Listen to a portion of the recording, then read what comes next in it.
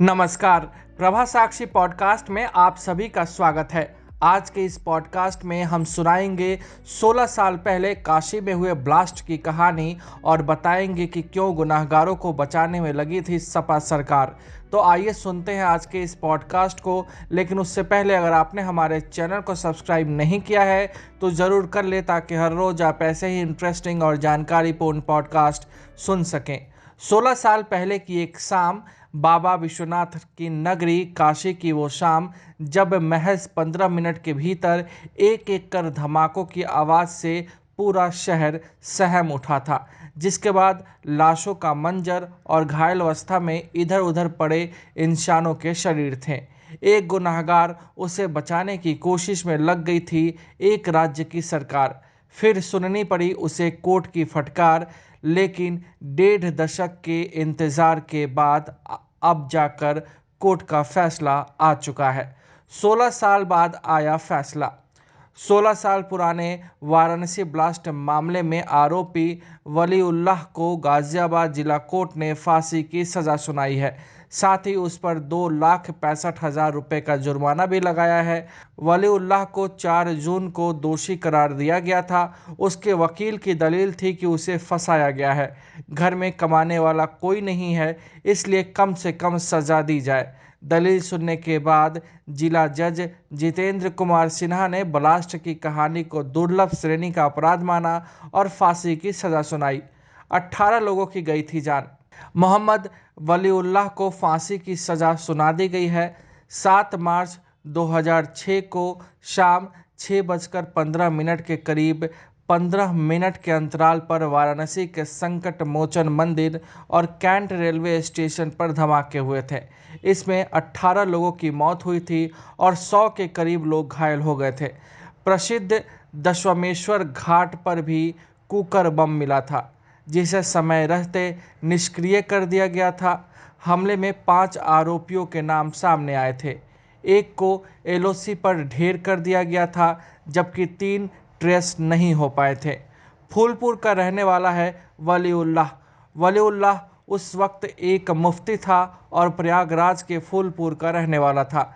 Serial blast मामले में UP police ने 5 अप्रैल 2006 को प्रयागराज जिले के फूलपुर गांव निवासी वलीउल्लाह को गिरफ्तार किया था।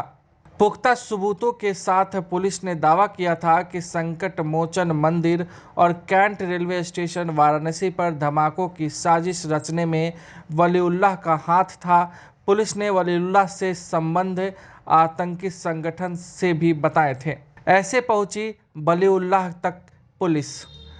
साल 2006 की वो दहशत वाली शाम, जिसे याद कर आज भी लोगों की रूह कांप उठती है।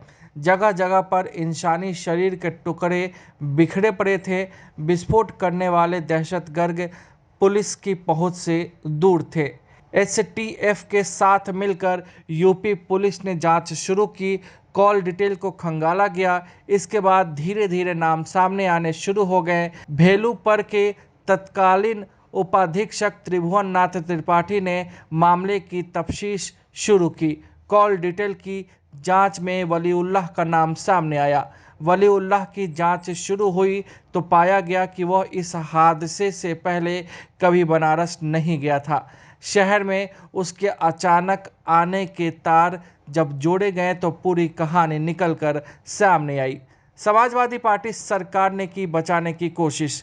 विस्फोट के बाद पुलिस के गिरफ्त में आतंकी वलीउल्लाह के आने के बाद अखिलेश यादव की समाजवादी पार्टी की सरकार की तरफ से उसे बचाने की भी कोशिश की गई थी। उस वक्त सपा सरकार ने गुपचुप तरीके से मुकदमा वापसी की तैयारी शुरू कर दी थी।